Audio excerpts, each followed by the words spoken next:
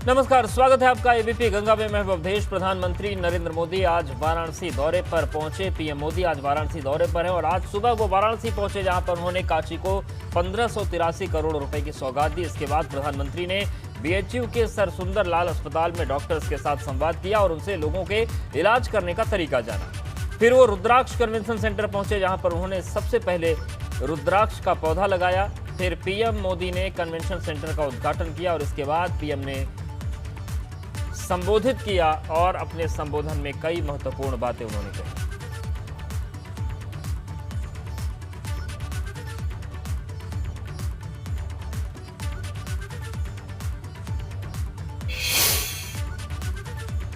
तो प्रधानमंत्री नरेंद्र मोदी ने रुद्राक्ष कन्वेंशन सेंटर का लोकार्पण किया और इस मौके पर क्या कुछ उन्होंने कहा अपने संबोधन में, प्रमुख बातें क्या थी, सुनवाते हैं। इस बार काफी लंबे समय बाद आपके बीच आने का सौभाग्य मिला, लेकिन बनारस का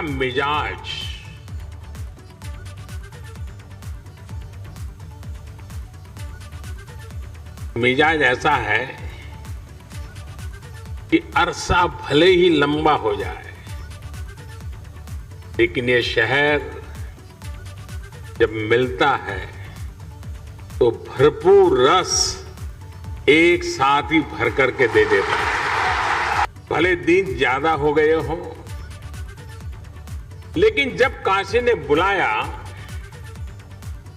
तो बनारस वासियों ने एक साथ इतने विकास कामों की झड़ी लगा दी।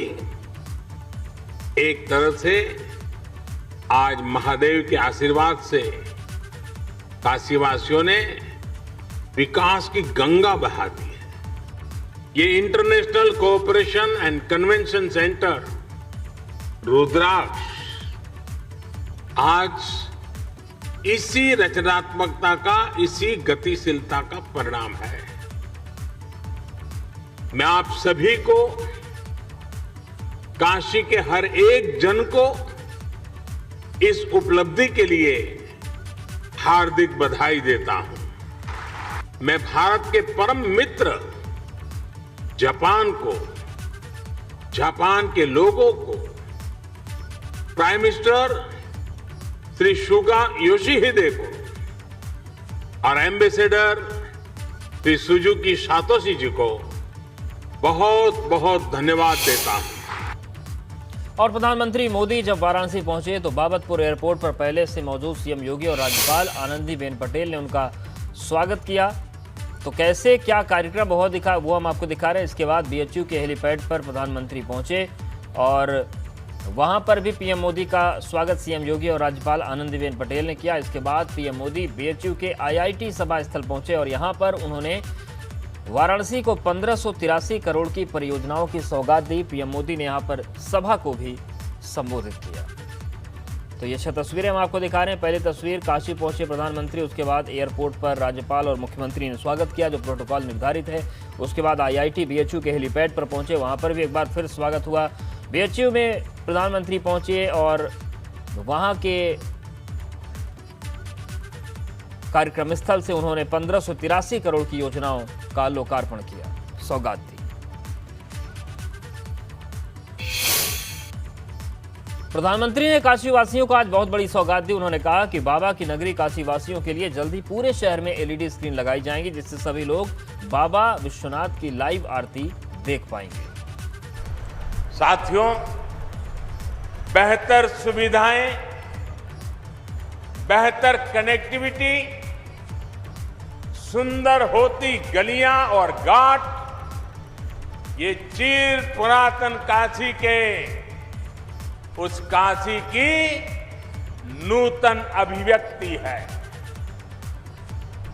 शहर के 700 से ज्यादा स्थानों पर एडवांस सर्विलांस कैमरा लगाने का काम भी तेजी से जारी है। शहर में जगह जगह लग रही बड़ी बड़ी एलईडी स्क्रीन्स और घाटों पर लग रहे टेक्नोलॉजी से लैस इंफॉर्मेशन बोर्ड ये काशी आने वालों की बहुत मदद करेंगे। काशी के इतिहास, वास्तु, शिल्प, कला, ऐसी हर जानकारी को आकर्षक तरीके से प्रस्तुत करने वाली ये सुविधाएं श्रद्धालुओं के काफी काम आएगी। बड़ी स्क्रीन्स के माध्यम से गंगा जी के घाट पर और काशी विश्वनाथ मंदिर में होने वाली आरती का प्रसारण पूरे शहर में संभव हो पाएगा। पीएम मोदी वाराणसी दौरे पर आए तो उन्होंने सीएम योगी की जमकर तारीफ की। कोरोना काल में योगी सरकार के काम की तारीफ तो पीएम ने की ही, साथ ही पीएम ने योगी के विकास मॉडल को जमकर सराहा। पीएम ने जिस अंदाज में सीएम योगी की तारीफ में कसीदे पढ़े, उससे साफ संकेत है कि पीएम योगी के काम से खासे खुश हैं। योगी जी खुद कड़ी मेहनत कर रहे हैं। काशी के लोग तो देखते ही हैं कैसे योगी जी लगातार यहां आते हैं, एक एक विकास योजना की समीक्षा करते हैं, खुद ऊर्जा लगाकर कामों को गति देते हैं। ऐसी ही मेहनत ये पूरे प्रदेश के लिए करते हैं। हर एक जिले में जाते हैं, हर एक काम के साथ खुद लगते हैं। यही वजह है कि यूपी में बदलाव के ये प्रयास आज एक आधुनिक यूपी बनाने में तेजी से आगे बढ़ रहे हैं। आप सभी के ऐसे ही कार्यों का नतीजा है कि आज यूपी में हालत फिर संभलने लगे हैं। आज यूपी कोरोना की सबसे ज्यादा टेस्टिंग करने वाला राज्य है। आज यूपी पूरे देश में सबसे ज्यादा वैक्सीनेशन करने वाला राज्य है। आज यूपी में कानून का राज है। माफिया राज और आतंकवाद जो कभी बेकाबू हो रहे थे, उन पर अब कानून का शिकंजा है। बहनों बेटियों की सुरक्षा को लेकर मां बाप हमेशा जिस तरह डर और आशंकाओं में जीते थे, वो स्थिति भी बदली है। आज बहन बेटियों पर आंख उठाने वाले अपराधियों को पता है कि वो कानून से बच नहीं पाएंगे।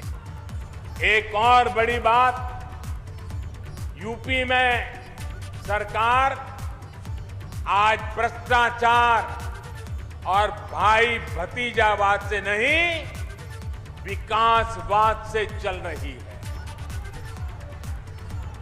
इसलिए आज यूपी में जनता की योजनाओं का लाभ सीधा जनता को मिल रहा है। इसलिए आज यूपी में नए नए उद्योगों का निवेश हो रहा है। तो क्या महत्वपूर्ण बातें प्रधानमंत्री ने कही वो सुनवाते हैं, लेकिन काशी का माहौल किस तरीके से बदला प्रधानमंत्री के आने से, क्या कुछ महत्वपूर्ण हुआ और अभी फिलहाल क्या हो रहा है, हम सीधे जानने के लिए रुक करते हैं। हमारे साथ 3 सहयोगी हैं। ब्यूरो चीफ वीरेश पांडे हमारे साथ जुड़ गए हैं, मोहम्मद मोइन और नीतीश भी हमारे साथ बने हुए हैं। वीरेश जी, सबसे पहले आपके पास ही आ रहे हैं। प्रधानमंत्री ने तोहफा दे दिया है, कन्वेंशन सेंटर में संबोधित भी किया, तमाम चीजों की बात कही गई। फिलहाल प्रधानमंत्री इस वक्त कहां है और काशी का माहौल कैसा है इस वक्त?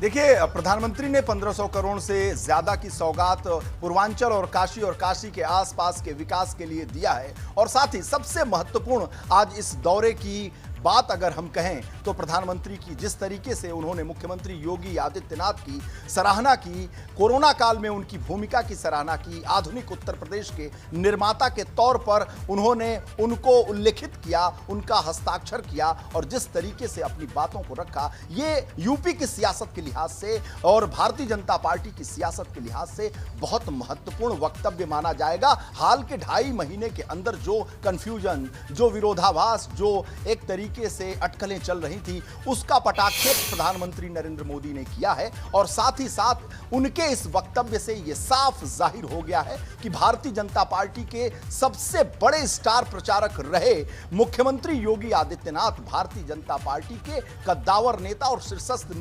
नेताओं में शुमार किए जाते हैं, क्योंकि उनकी कर्मठता को, उनकी ऊर्जा को जिस तरीके से हस्ताक्षर प्रधानमंत्री ने किया है, यह एक बहुत महत्वपूर्ण बात मानी जाएगी। क्योंकि बात इस लिहाज से है कि पार्टी के शीर्षस्थ नेता ने, देश के प्रधानमंत्री ने जिस तरीके से कहा है योगी आदित्यनाथ की कर्मठता को, काम को, कामकाज को, कोरोना काल में सबसे ज्यादा जनसंख्या वाला प्रदेश और उसकी जनसंख्या को संभालने, संवारने का काम मुख्यमंत्री ने किया है, उसकी भूरी भूरी प्रशंसा प्रधानमंत्री ने की है। इसके राजनीतिक मायने हैं, इस वक्तव्य के मायने देखिए। 1500 करोड़ रुपए की सौगात आज उन्होंने दी है, कल हेडलाइन से गायब हो जाता, लोगों की स्मृतियों से गायब हो जाता, लोगों की बातों से गायब हो जाता, क्योंकि ये जब जमीन पर उतरता तो ये बातें होती। जैसे रुद्राक्ष कन्वेंशन सेंटर का उद्घाटन है, उसी तरीके से इन जो परियोजनाओं का उद्घाटन होता, शिलान्यास होता, तो बातें सामने आती। लेकिन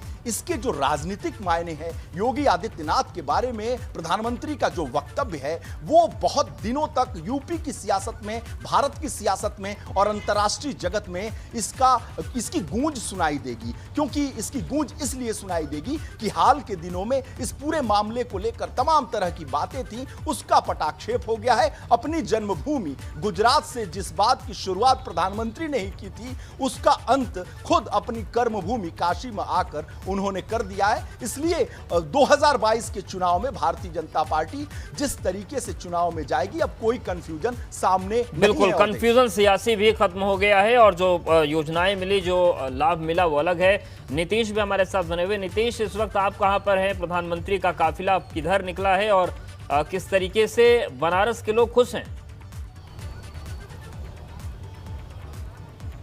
अवधेश जी, इन लफ्ज़ों से प्रधानमंत्री ने काशी को एक तरह से जीत लिया। काशी कभी थकती नहीं है, काशी कभी रुकती नहीं है और काशी का मिजाज उन्होंने बताया। और इसके बाद यहाँ से रवाना भी हो गए हैं।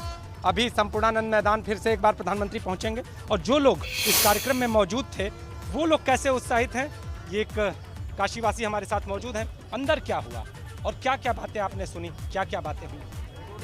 अंदर उन्होंने जैसे ही माइक पर आया, वो पहले काशी की परंपरा को हर हर महादेव संबोधित किया, काशी के मिजाज को, काशी थकती नहीं, काशी रुकती नहीं, और फिर सारनाथ पहुंच गए। बौद्ध जी की स्थली को उन्हें भी सराहा। रुद्राक्ष के बारे में जापान के प्रधानमंत्री और जापान के जो एम्बेसडर थे, उनकी बहुत ही भूरी भूरी प्रशंसा की और ये भी कहा कि काशी बनी भारत का और जापान से जो संबंध थे वो बहुत प्रगाढ़ हो गए इस रुद्राक्ष के होने से। कृषि के क्षेत्र में संभावनाओं को भी यहाँ पर तलाशने की बात हुई। प्रधानमंत्री ने कुछ संकेत दिए कृषि का हब बनाने का, तो क्या लगता है आगे आने वाले समय में कृषि के क्षेत्र में भी काशी एक हब बनेगा या क्या संभावना है? इस 140 करोड़ जनता का प्रतिनिधित्व करने वाले इस काशी के सांसद और भारत के प्रधानमंत्री जो विश्व में डंका बजा रहे हैं, जो कहते हैं वो करते हैं, इसलिए वो कहा है तो वो करेंगे, इसमें कोई संदेह नहीं है। तो युवा वर्ग भी उनसे यहाँ पर प्रधानमंत्री को देखने पहुँचा था, तो क्या हुआ, क्या बातें हुई, अंदर क्या हुआ? मैं अंदर नहीं था, मैं तो यहीं बीएचयू था, बीएचयू का। अच्छा, तो आप लोग यहाँ पर जिस तरह से बीएचयू में थे और शहर के अन्य हिस्सों में, तो किस तरह का माहौल?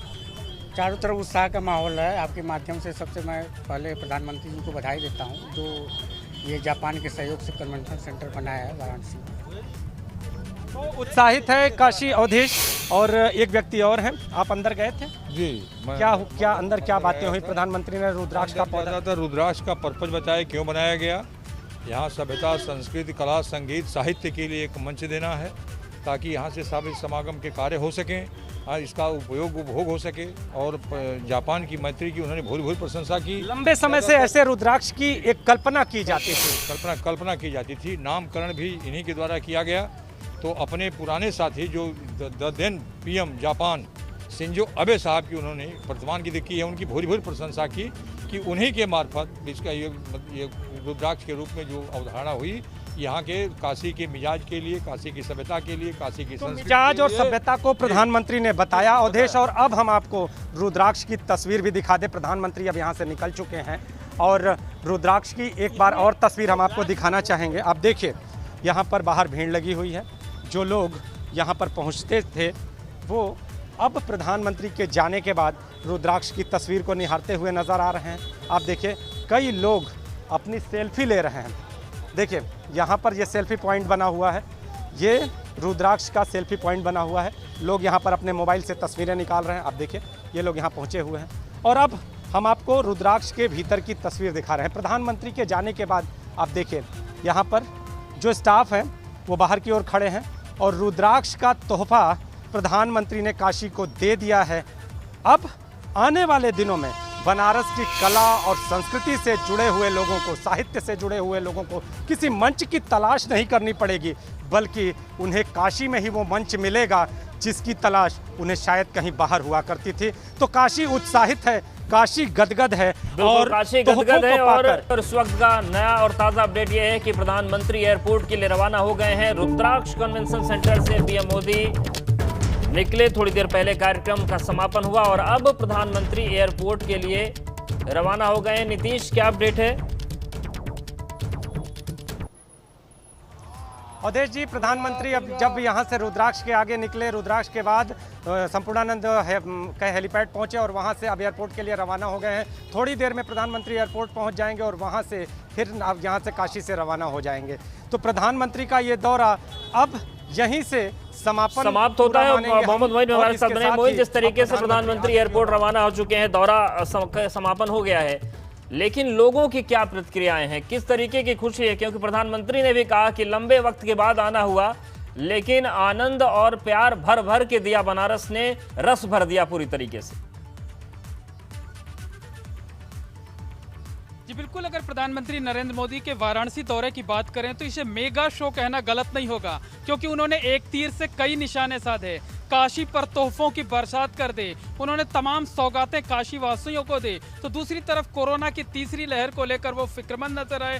डॉक्टरों के साथ उन्होंने 1-to-1 सीधे तौर पे संवाद स्थापित किया, उनसे उन्होंने सुझाव लिए, साथ ही साथ उन्हें भी नसीहत दी। लेकिन सबसे बड़ी बात, सबसे अहम बात यह है कि अघोषित तौर पर अप्रत्यक्ष रूप से उन्होंने उत्तर प्रदेश विधानसभा चुनाव का आगाज भी कर दिया, उसका शंखनाद भी कर दिया। और इससे भी अहम बात यह है कि उन्होंने जिस तरीके से उत्तर प्रदेश में नेतृत्व परिवर्तन की अटकलें लगाई जा रही थी, सीएम योगी के लिए उन्होंने जिस तरीके के शब्दों का इस्तेमाल किया, जिस तरह खुल करके उन्होंने उन्हें कर्मठ व मेहनती बताया, उन्हें बताया कि बहुत ऊर्जावान है, उनकी जमकर तारीफ की, तो ये साफ कर दिया उन्होंने कि 2022 का विधानसभा चुनाव भारतीय जनता पार्टी योगी आदित्यनाथ की अगुवाई में ही लड़ेगी। जो चर्चाएं थी, जो अटकलें थी, उन्होंने उसको विराम दे दिया। तो इसीलिए इसको मेगा शो कहा जा सकता है कि एक तरफ उन्होंने काशी पर तोहफों की बारिश की, काशी वासियों से संवाद स्थापित किया, कोरोना की तीसरी लहर को लेकर फिक्रमंद दिखे, उसके लिए उन्होंने रणनीति तैयार की, डॉक्टरों से संवाद स्थापित किया, और तीसरी तरफ उन्होंने उत्तर प्रदेश के सियासी बिगुल का शंखनाद कर दिया। और साथ ही साथ उत्तर प्रदेश के मुख्यमंत्री योगी आदित्यनाथ की तारीफ करके उन्होंने जो तमाम अटकलें लगाई जा रही थी, बिल्कुल, तो एक तीर से कई निशाने, चाहे विकास की बात हो, चाहे राजनीति की बात हो, वो या फिर भविष्य की प्लानिंग की बात हो, सभी पर प्रधानमंत्री ने बोला और इशारे किए। और अब उनका ये दौरा समाप्त हो गया है और हर हर महादेव के साथ काशी ने उनका स्वागत किया। आप तीनों का बहुत शुक्रिया हमारे साथ जुड़ने के लिए।